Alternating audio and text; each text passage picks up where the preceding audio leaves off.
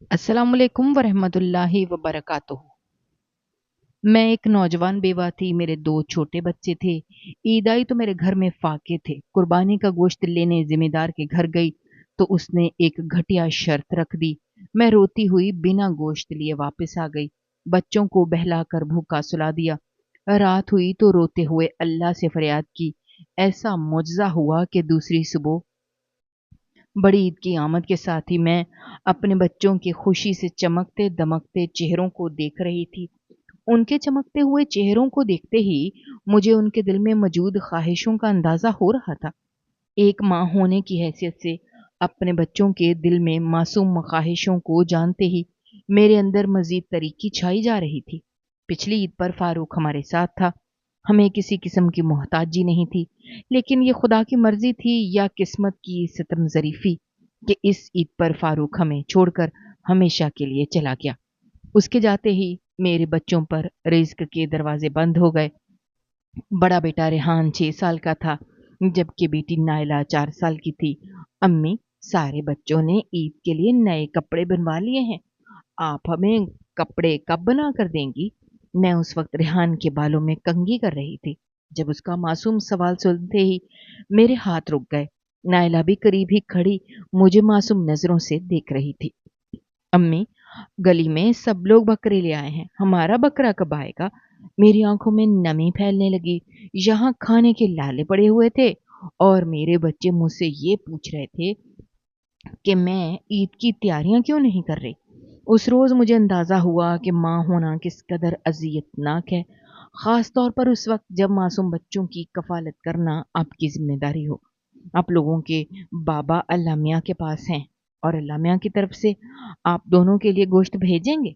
उन्होंने मना किया है बकरा लेने से।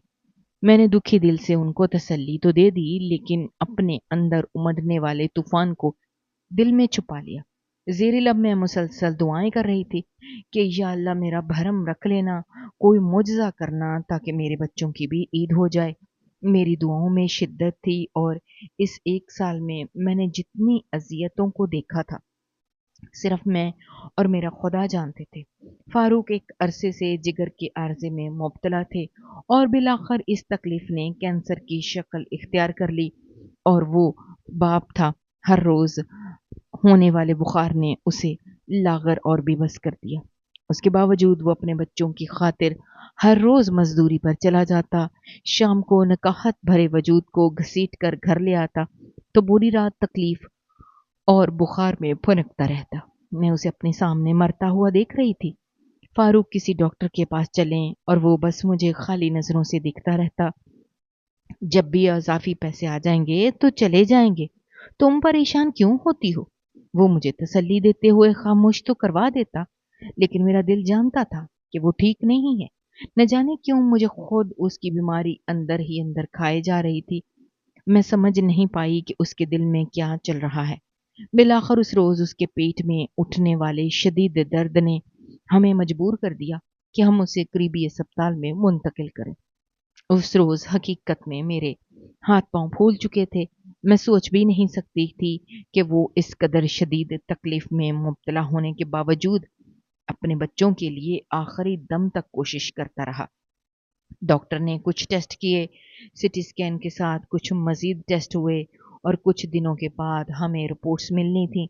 इस दौरान फ़ारूक की हालत दिन-ब-दिन बिगड़ती गई और बिलाखिर कुछ दिनों के बाद उसकी रिपोर्ट्स आईं, जिन्होंने मुझे झंझोड़ कर रख दिया। डॉक्टर ने मुझे अकेले बिठाकर जब ये बताया कि जिगर का कैंसर पूरे पेट में फैल गया है, तो मैं बस खाली नज़रों से उसका चेहरा देखती रही। बेख्तियार ही मैंने डॉक्टर के सामने हाथ जोड़ दिए।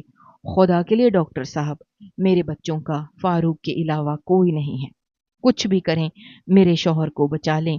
और डॉक्टर के चेहरे पर भी दुख के आसार थे।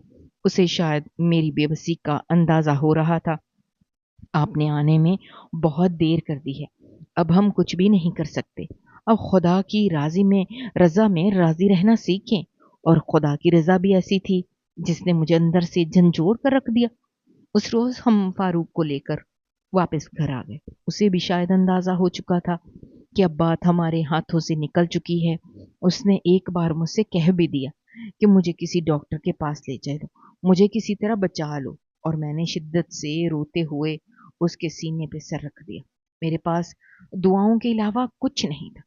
وہ میری زندگی میں سکون بھرا آخری دن تھا۔ اس کے بعد میں نے ایک بار بھی سکون نہیں دیکھا۔ اس روز کے بعد فاروق دن بدن گرتا چلا گیا۔ بیماری نے اس کے ذہن پر بھی گہرا اثر چھوڑا اور وہ باتوں کو سمجھنے میں ناکام ہو جاتا۔ درمیان میں گزرنے والے 20 دن فاروق کو اندر سے کھا گئے۔ میرے پاس اتنے پیسے نہیں تھے کہ کسی بڑے ہسپتال میں لے جاتی۔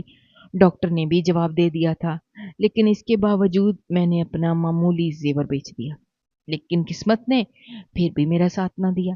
جب اس سیاہ دن کا آغاز ہوا اور فاروق کو ہم سے چھین لیا گیا، فاروق کی آنکھیں موندتے ہی جیسے میں کڑی دھوپ میں کھڑی تھی، جہاں سے کوئی بھی واضح راستہ مجھے نظر نہیں آ رہا تھا۔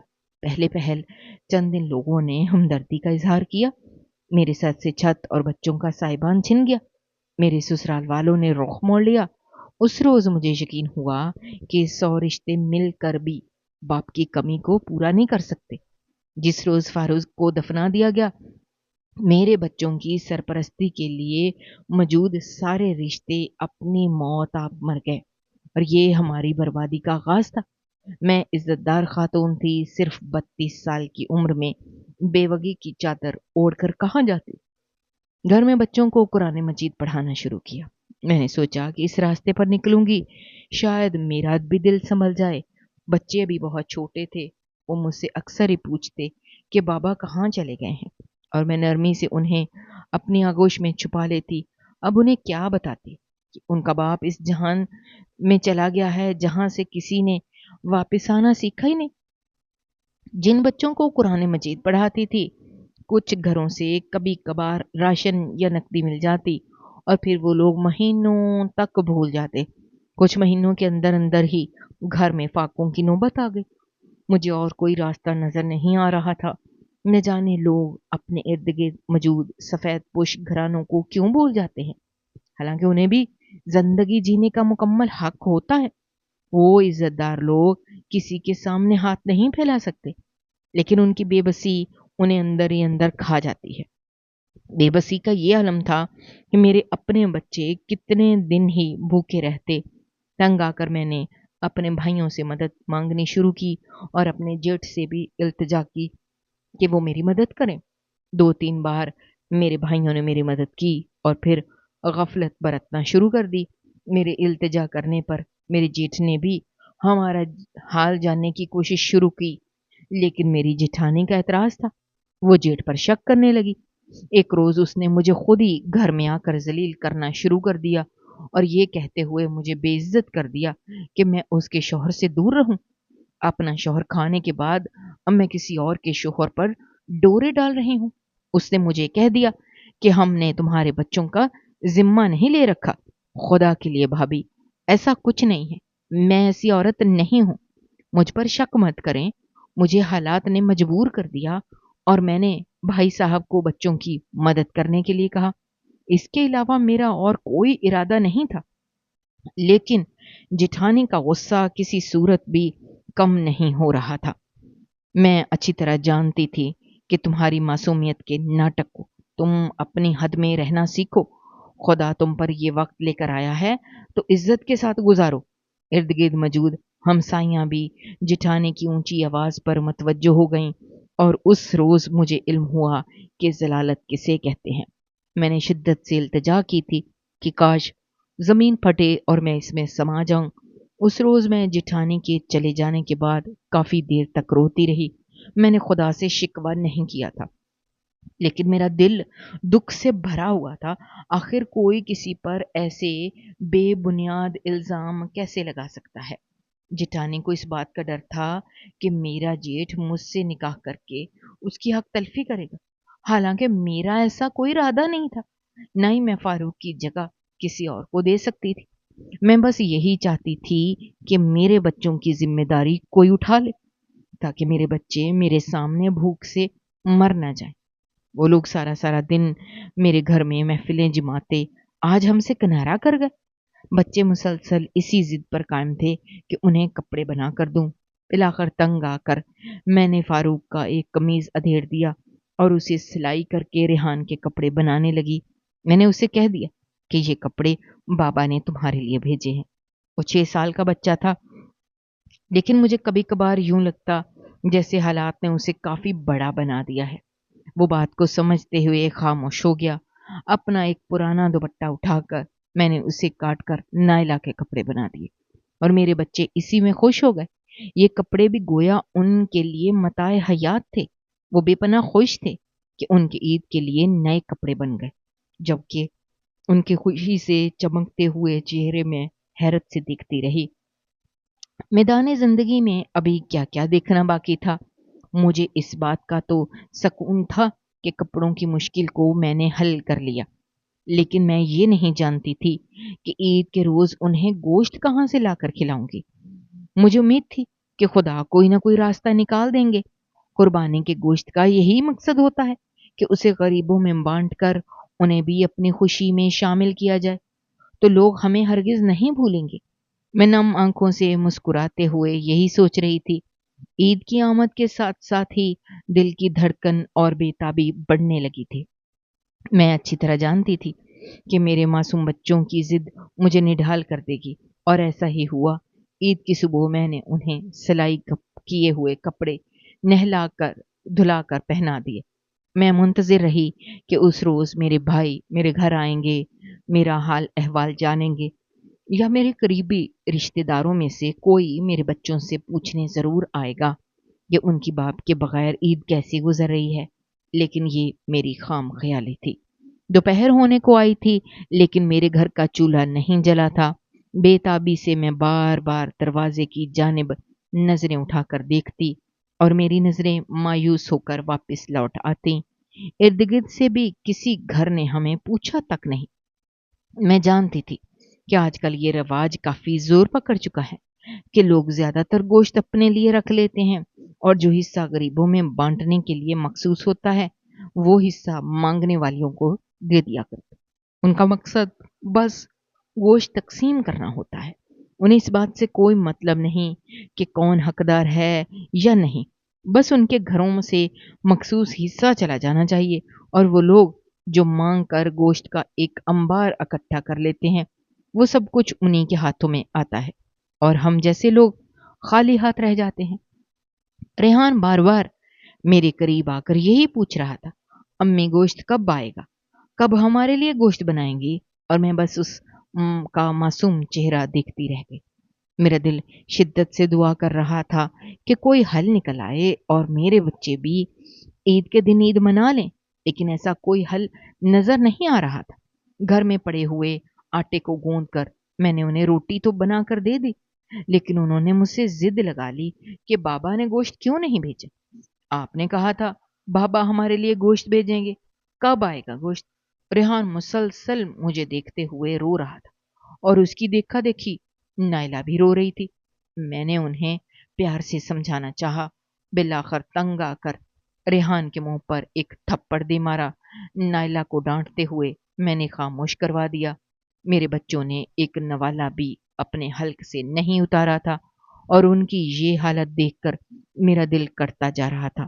میں نے ان سے وعدہ کیا تھا کہ عید کے روز گوشت بنا کر دوں گی۔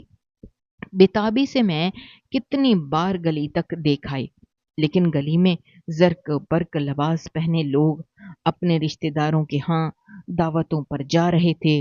میں حسرت بھری نگاہوں سے ان کے ہاتھوں میں موجود گوشت کو دیکھتے ہوئے واپس پلٹ آئی۔ ایسا نہیں تھا کہ میری نظر کسی کے رزق پر تھی۔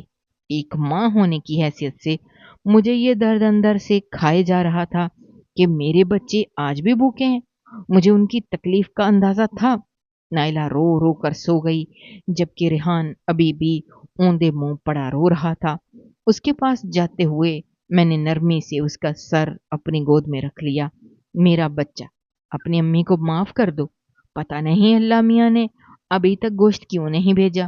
میں نے ان سے دعا کی تھی کہ میرے بچوں کے لیے گوشت بھیجیں۔ اس نے پرسوچ نظروں سے مجھے دیکھا، کافی دیر دیکھتا رہا۔ امی، اللہ آپ کی دعائیں نہیں سنتے؟ بابا تو ان کے پاس ہیں، وہ انہیں کیوں نہیں کہتے کہ وہ ہمارے لیے گوشت بھیجا کریں؟ میں نے نرمی سے اس کے ماتھے پر اپنے لب رکھ دیے۔ میرا بچہ، اللہ نے ان لوگوں کو حکم دیا ہے جو لوگ قربانی کرتے ہیں کہ وہ قربانی کا گوشت آپ جیسے معصوم بچوں تک پہنچائیں۔ آپ ان سے دعا کریں، وہ ضرور آپ کی دعا کو قبول کریں گے۔ اسے گود میں لے کر میں کافی دیر اس کا سر سہلاتی رہی اور تب تک وہ آنکھیں موند کر گہری نیند میں چلا گیا۔ میری آنکھیں ساون کی طرح برس رہی تھیں۔ فاروق گاؤں میں موجود بڑے زمینداروں کے پاس مزدوری کیا کرتا تھا اور قریشی صاحب اس وقت اس کا اچھا خاصا خیال رکھتے تھے۔ فاروق ان سے کافی خوش اور مطمئن تھا۔ مجھے یقین تھا کہ قریشی صاحب اس کی وفات کے بعد بھی اس کے بچوں کا خیال رکھیں گے، لیکن نہ جانے کیوں انہوں نے ابھی تک خیال نہیں آیا تھا۔ میرے پاس امید کا ایک ہی سرا تھا، قریشی صاحب۔ میں اگر ان کے گھر جا کر ان سے التجا کرتی تو مجھے امید تھی کہ وہ ضرور میری مدد کریں گے۔ اس میں کوئی حرج نہیں ہے، میں ان سے بھیک نہیں مانگوں گی۔ ان کی قربانی میں اللہ نے ہم جیسے غریبوں کا حصہ رکھا ہے۔ اگر میں ان سے التجا کر کے تھوڑا گوشت لے آتی ہوں، میرے بچوں کی عید ہو جائے گی۔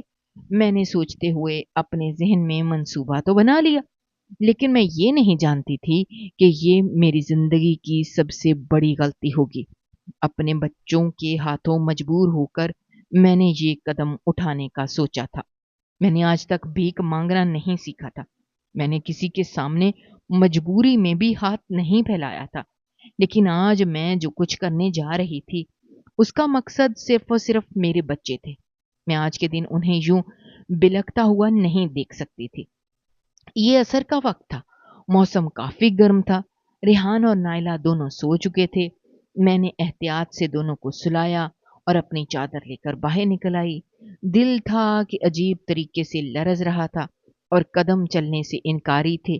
میں نے سوچ لیا تھا کہ قریشی صاحب کے گھر جا کر ان کی بیوی سے بات کروں گی، ان سے التجا کروں گی کہ وہ ہماری کچھ مدد کر دیں۔ بچوں کے اٹھنے سے پہلے پہلے میں جیسے ہی کھانا تیار کر کے ان کے پاس لے جاؤں گی تو ان کی خوشی سے دمکتے ہوئے چہروں کو دیکھوں گی۔ یہ سوچ ہی میرے لیے سکون کا باعث تھی۔ میرے چہرے پر ایک افسردہ سی مسکراہٹ پھیل گئی۔ میں نے دل میں دعا کی کہ خدا کرے ایسا ہی ہو، اور اسی سوچ کے ساتھ میں گھر سے باہر نکل آئی۔ میں نے چادر کو اچھی طرح اپنے ارد گرد لپیٹ لیا۔ میں آج تک بے پردہ ہو کر گھر سے باہر نہیں نکلی تھی۔ میرے قدم اس وقت قریشی صاحب کے گھر کی جانب رواں تھے۔ ذہن میں مسلسل وہ باتیں سوچتی جا رہی تھی جو باتیں میں نے وہاں جا کر دہرانی تھی۔ فاروق نے کہا تھا کہ اسے اپنی موت کا دکھ نہیں ہے، اسے دکھ اس بات کا ہے کہ اس کے بچے اس کے بعد کدھر جائیں گے، اور میں نے روتے ہوئے اس کے ہاتھوں پر ماتھا ٹکا دیا تھا۔ خدا کے لیے کوئی وسیلہ بنائے گا، تم اپنے لیے دعا کرو، ہمیں تم سے بڑھ کر اور کچھ نہیں چاہیے۔ فاروق، میں نے کتنی بار فاروق کو راتوں میں اٹھ کر روتے ہوئے دیکھا تھا، اور اب مجھے سمجھ آ رہی تھی کہ اس کا رونا کس لیے تھا۔ اس کی آنکھوں میں موجود اذیت صرف اپنے بچوں کی یتیمی پر تھی۔ کس قدر اذیت سے گزرتی ہے وہ اولاد جن کے باپ انہیں کم عمری میں چھوڑ کر چلے جاتے ہیں۔ ان لوگوں کے دکھ بہت گہرے ہوتے ہیں جن کے باپ جوانی میں انتقال کر جائیں، انہیں زمانے کی یتیمی اور ستم ظریفی دیکھنا پڑے۔ میری آنکھیں مسلسل نمکین پانیوں سے بھر رہی تھیں، اور یہ نمکین آنسو میں اپنے حلق میں اتارتے ہوئے مردہ قدموں سے قریشی صاحب کی حویلی کی جانب جا رہی تھی۔ حویلی میں پہنچتے ہی میں نے دھڑکتے ہوئے دل کو سنبھال کر اپنے چہرے کو چھپا لیا۔ اندر جا کر میں نے ملازمہ سے درخواست کی کہ میں بیگم صاحبہ سے ملنا چاہتی ہوں، ان کو بتائیں کہ فاروق کی بیوی آئی ہے، وہ ضرور مجھ سے ملاقات کریں گی۔ جبکہ ملازمہ نے مجھے سر سے پیر تک دیکھا اور اندر چلی گئی۔ کافی دیر میں دھوپ میں کھڑی اس کا انتظار کرتی رہی، لیکن وہ واپس لوٹ کر نہ آئی۔ کچھ دیر کے بعد میں نے وہاں سے گزرتے ہوئے ایک گارڈ کو یہی پیغام دیا۔ اس نے پلٹتے ہوئے مجھے دیکھا اور بتایا کہ بیگم صاحبہ کے مہمان آئے ہوئے ہیں، قریشی صاحب گھر پر نہیں ہیں، ڈیرے پر ہیں۔ آپ نے اگر ان سے کوئی بات کرنی ہے تو ڈیرے پر چلی جائیں، بیگم صاحبہ آج ملاقات نہیں کریں گی، کیونکہ گھر میں مہمانوں کی دعوت ہے۔ اس کا مصروف اور لیا دیا انداز مجھے بتانے کے لیے کافی تھا کہ حویلی میں چلتی ہوئی چہل پہل کی وجہ سے گھر کے ملازم بھی کافی مصروف ہیں۔ میں نے کچھ دیر مزید وہاں رکنا چاہا، لیکن چوکیدار نے مجھے وہاں سے جانے کے لیے کہہ دیا۔ میں نے اسے کہا کہ مجھے ایک بار حویلی کے اندر جانے دیا جائے، میں بیگم صاحبہ سے خود ملاقات کر کے انہیں ایک ضروری بات کرنا چاہتی ہوں، اس کے بعد واپس چلی جاؤں گی۔ جب کچھ دیر کے بعد وہی ملازمہ حویلی سے باہر آئی، اس نے مجھے آ کر بتایا کہ بیگم صاحبہ نے اس کی بات پر کوئی توجہ نہیں دی، تم واپس چلی جاؤ، اگر کوئی ضروری بات ہو تو کچھ دنوں بعد آنا، کیونکہ بیگم صاحبہ کے پاس معزز مہمانوں کی دعوت ہے۔ میں مایوس ہو گئی، مجھے یقین ہو چکا تھا کہ یہاں بھی میری کوئی التجا سننے والا نہیں ہے۔ میں ان لوگوں کی امید لے کر آئی تھی، لیکن وہ لوگ اپنی زندگیوں میں مصروف تھے۔ بڑے لوگوں کی خوشیاں انہیں ایک پل بھی میسر نہیں کرتی، وہ ہم جیسے چھوٹے لوگوں کی باتوں کو سنیں۔ دھندلاتی ہوئی آنکھوں سے مایوس قدم اٹھا کر میں حویلی سے واپس پلٹ آئی۔ کیا ہو جاتا اگر بیگم صاحبہ مجھ سے ملاقات کر لیتی؟ اگر انہیں بن بتائے ہی پتہ چل جاتا کہ میں کس سلسلے میں ان کے پاس آئی ہوں، تو وہ میری کچھ مدد کر دیتی۔ تبھی میرے ذہن میں گارڈ کے الفاظ دہرائے گئے، الفاظ گونجے تھے، قریشی صاحب ڈیرے پر ہیں، اگر آپ کو کوئی ضروری کام ہے تو آپ ان سے بات کر لیں۔ قریشی صاحب تقریباً 50-55 سالہ مرد تھے۔ میں نے فاروق کی زندگی میں بھی ان کو ایک بار دیکھا تھا، اور فاروق نے مجھے بتایا تھا کہ وہ اچھے خاصے سلجھے ہوئے انسان ہیں۔ میرے قدم خود بر خود رک گئے، امید کا سرا ایک بار پھر میرے ہاتھ لگ چکا تھا۔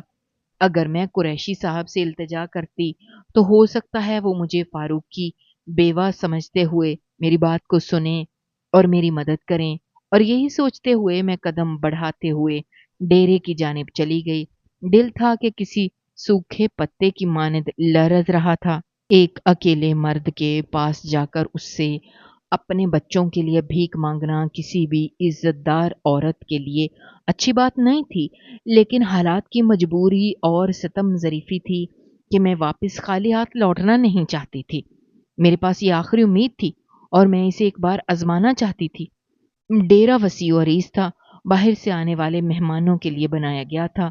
وہاں جاتے ہی میں نے ایک ملازم سے پوچھا، کیا قریشی صاحب یہاں پر ہیں؟ ان سے ملاقات ہو سکتی ہے؟ انہوں نے مجھے بتایا کہ ڈیرے پر قریشی صاحب کے مہمان آئے ہوئے ہیں، آپ کچھ دیر باہر والے کمرے میں انتظار کریں، قریشی صاحب آپ سے خود ہی ملاقات کر لیں گے، ان تک آپ کا پیغام پہنچا دیا گیا ہے۔ میں کچھ دیر پرسکون ہو گئی، کم سے کم قریشی صاحب نے مجھے بیگم صاحبہ کی طرح حویلی سے واپس نہیں لٹا دیا تھا۔ میرے پاس یہ امید تھی کہ وہ مجھ سے ملاقات کر لیں گے۔ اپنے بے چین وجود کو سنبھال کر میں حویلی کے باہر بنائے گئے ایک چھوٹے سے کمرے میں جا کر بیٹھ گئی۔ میں نے خود کو اچھی طرح چادر سے ڈھانپ رکھا تھا اور اپنا چہرہ بھی اچھی طرح چھپا رکھا تھا۔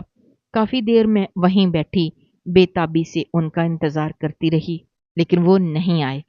مجھے اس بات کا بھی اندیشہ تھا کہ میرے بچے اٹھ جائیں گے، شاید وہ مجھے ڈھونڈتے رہیں۔ کافی بار میں نے باہر نکل کے ملازم سے درخواست کی۔ کچھ دیر کے بعد قریشی صاحب کمرے میں تشریف لے آئے۔ ان کے آتے ہی خوشبوؤں کے جھماکے ہواؤں میں پھیل گئے۔ میں نے جیسا ان کو پایا تھا وہ ویسے نہیں تھے۔ کڑکڑاتے لباس میں بھی غصہ اور مغروری ان کے چہرے پر سوار تھا۔ سر پر پگڑی ٹکائے وہ اپنی مغرور انا کو اور بھی اونچا بنا چکے تھے۔ انہوں نے مجھے سر سے پیر تک دیکھا اور میں جلدی سے ان کے آتے ہی کھڑی ہو گئی۔ میں نے ادب سے ان کو سلام کیا۔ انہوں نے سلام کا جواب دیتے ہوئے مکمل طور پر میرا جائزہ لیا۔ میں نے ایک بار پھر خود کو مزید چادر میں چھپاتے ہوئے اپنی آنکھوں کو جھکا کر بہت نرم لہجے میں ان کے سامنے التجا کی کہ میں فاروق کی بیوہ ہوں، مدد کی درخواست لیے حاضر ہوئی ہوں۔ اگر کچھ مدد ہو جائے تو مشکور رہوں گی، میرے چھوٹے چھوٹے بچے ہیں۔ میری آنکھیں خود بخود بھیگ چکی تھیں، میں نے نظریں اٹھا کر بھی ان کی جانب نہیں دیکھا تھا۔ میری بات سننے کے بعد انہوں نے گلا کھنکار کر مجھے دیکھا، 2 قدم چلتے ہوئے میرے قریب آ گئے۔ وہ میرے وجود کو سر سے پیر تک بغور دیکھ رہے تھے۔ پھر انہوں نے مجھ سے میری عمر پوچھی۔ ان کا بے تکا سوال مجھے اچھا نہیں لگا تھا، لیکن یہاں آئے ان کے دروازے پر آئی تھی، ان سے بات کرنا میری مجبوری تھی۔